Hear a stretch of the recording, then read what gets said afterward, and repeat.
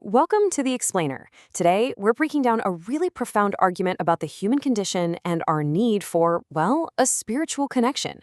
We're going to be walking through Chapter 2 of the classic text Steps to Christ, and we'll also bring in some thoughts from a modern commentary to see how these ideas land today. All right, so here's how we're going to tackle this. First, we'll look at this idea of a perfect beginning, and then, what went wrong. From there, we'll explore the real depth of the problem. And that includes a pretty wild idea about heaven. Then we'll get into the proposed solution and the incredible motivation that's said to be behind it all. Okay, first things first. To understand the problem, we have to understand the starting point.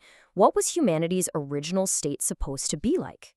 So this whole argument kicks off with this picture of a perfect existence. We're talking about a human being with a clear, powerful mind, totally pure intentions, and just this seamless, beautiful harmony with God. This isn't just some nice, peaceful idea. It's the absolute foundation for everything else we're about to discuss. But then, according to the source material, that perfect harmony was completely shattered. A single act of disobedience is presented as the moment that didn't just break a rule, but it fundamentally changed human nature itself. It created what's called the Great Disconnect. And wow, this chart really lays out the change, doesn't it? The argument is that this innate, natural love got twisted into selfishness. That joyful openness with God, it turned into fear, into hiding. And this created a human nature so weakened that, on its own, it became pretty much powerless to resist what the text calls evil. Okay, this brings us to what is maybe the most challenging and honestly fascinating idea in this entire chapter. It's a concept that a modern commentator we watched called absolutely mind-blowing. So the source poses this question that kind of flips a common idea on its head, right? We often think of heaven as this exclusive place with a guard at the gate deciding who gets in. But the answer we get here is something else entirely. And here is the answer. It's not some arbitrary decision by God. It's not a command from on high saying, you can't come in. Instead, it's about an internal condition, a fundamental, deep-down incompatibility. And this is the core of that mind-blowing idea.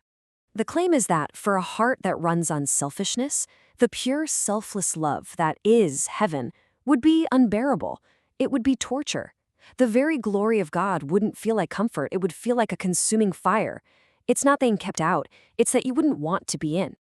So if the problem is internal, right? If it's a matter of the heart, can't we just fix it ourselves? With enough discipline or self-improvement? Well, the source is really direct on this one. I mean, look at this list. Education, culture, just sheer willpower. These are all good things. Things our society tells us can solve anything. But the argument here draws a very hard line. It says that while these things can definitely shape our behavior on the outside, they are totally powerless to do one crucial thing. And that, right there, is the key distinction. All that effort can create a very polished exterior, right? A life that looks correct from the outside. But it can't actually get to the source, the springs of life inside. It can't fundamentally change a selfish heart into a selfless one. And to make this really hit home, the commentator we looked at used a pretty stark modern analogy. They compared it to a severe addiction. It's a state where your own willpower just isn't enough. To really break free, you need a power that's bigger than you. So, if we can't fix this core problem ourselves, then what's the answer? This is where the whole argument pivots, from the diagnosis of the problem to the proposed solution. And to capture that feeling of helplessness, that moment you realize you're completely stuck, the argument uses this raw, desperate cry from the Apostle Paul. It's presented as the universal human cry, the point where we know we need a rescuer from outside ourselves. Now, to illustrate this rescue, this solution, the text brings in this powerful, ancient metaphor, the story of Jacob, a man who felt guilty, alone, and totally cut off from God. Right at his absolute lowest point, Jacob has this dream of a ladder, a stairway stretching from his broken world all the way up to heaven. And this vision is a promise. It's saying even here, even when you feel completely cut off, a path for connection still exists. And here it is. This is where the metaphor becomes the central claim of this whole chapter. That ladder is Christ. He is presented as the one and only bridge, the only thing that can connect a helpless humanity back to what the source calls the source of infinite power. But why? What's the motivation behind all of this? The final part of the chapter really focuses in on the why behind this whole divine rescue plan. And the answer is pretty incredible. The argument is that this entire plan isn't driven by judgment or anger or disappointment. It's driven by an intense, yearning love.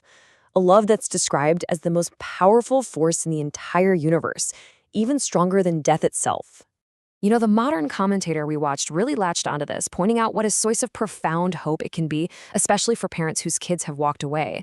The idea is that God's love isn't just sitting there waiting, it's actively pursuing, even when we're not looking for it. So the text finishes by laying out this path to transformation. It starts with just thinking about the sacrifice made, then it's about actively accepting the help that's being offered, and it all leads to this internal change that restores that original harmony we talked about at the very beginning. And that brings us to the final question. After laying out this whole case, a problem of human powerlessness and a solution rooted in this powerful divine love, the text leaves the ball in our court. It just asks, faced with this offer of mercy, what are we going to do about it?